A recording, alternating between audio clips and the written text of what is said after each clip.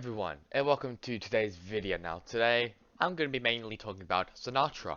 So if you don't know, on April 12th, he basically announced that he'll be coming back to competitive play in Valorant after serving his 6-month suspension, and just also because of the accusations from his ex-girlfriend, Cleo. In another tweet, he mentioned on April 15th, so basically yesterday, he said, thanks for the support. I want to clarify the facts about my situation. And there's a tweet longer. And in the tweet longer, it basically says, I was a shitty boyfriend. I emotionally hurt Cleo. I never sexually assaulted her. Even though in the document there was pretty big evidence that he was actually sexually assaulting her.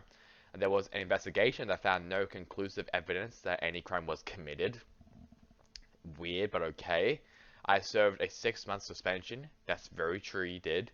I was never charged with any crime. We don't know if that's true or not. In January, Riot Games confirmed to me in writing that I was fully cleared to return to competitive play, and I'm now ready to do so. If you are my fan, please don't harass Cleo. Please be supportive of her as well as through this process.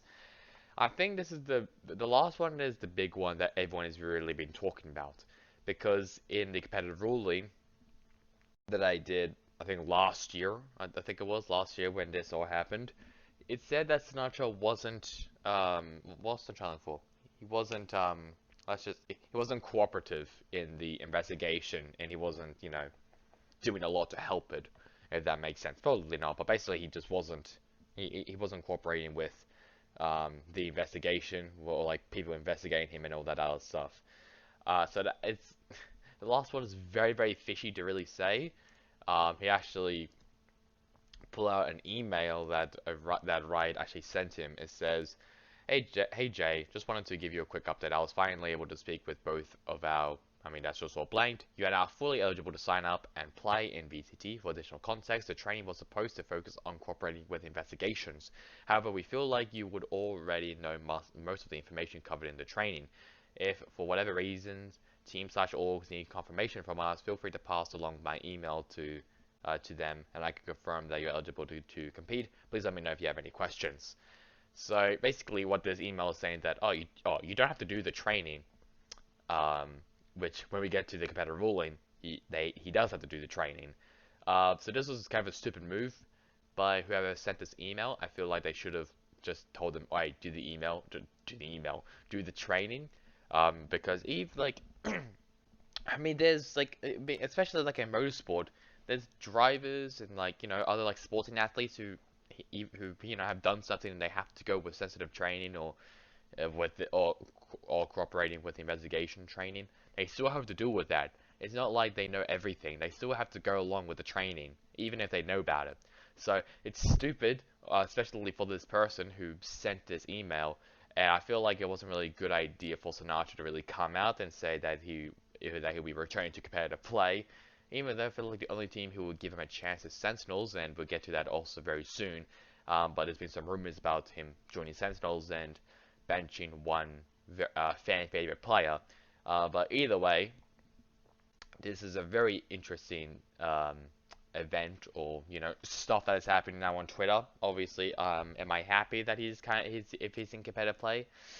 A bit, not maybe, probably. I don't really. I'm still on the fence about it still, but it's interesting that he was basically given the clear without doing the training that he was supposed to do.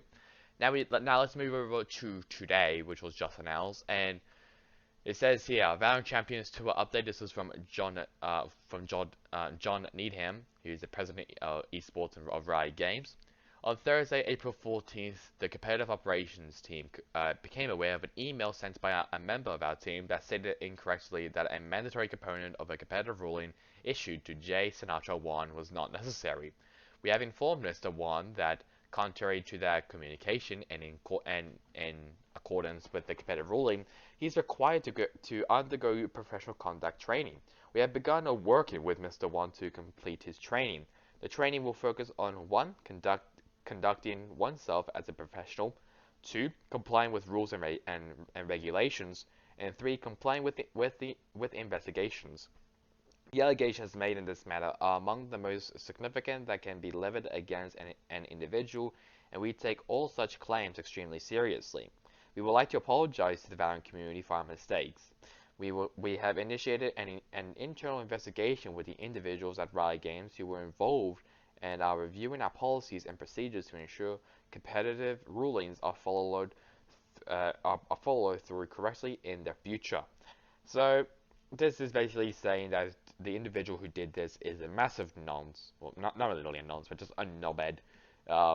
That he sent out an email which stated incorrect facts, which is obviously very, very important, especially in this situation where someone who was out of the esports scene for a very, very long time due to very serious sexual allegations, and he was given the clear without any undergo training. I mean, it's stupid from the individual. It's also stupid from Sinatraa as well to come out and say that he is going to be returned to pro play, even though it said that he didn't comply with the investigation. He wasn't cooperating with the investigation properly. So, I don't know. This is all just a bunch of mayhem stuff, so which really sucks. Now, the team which is obviously looking to maybe sign him is Sentinels. From an article from .esports by George Geddes, Purist, and Bodork, it basically says that Sentinels has practiced without Zoms, and one of the potential candidates to replace him on the roster is former player Sinatraa. Rosters will likely change to facilitate him as the flex player. So Zoms looks like he will be actually on the bench. So there he is right here. Sinatraa will be actually on the roster, while Zoms will be inactive, which is very weird because, I mean, obviously Sentinels wants to keep Sinatraa.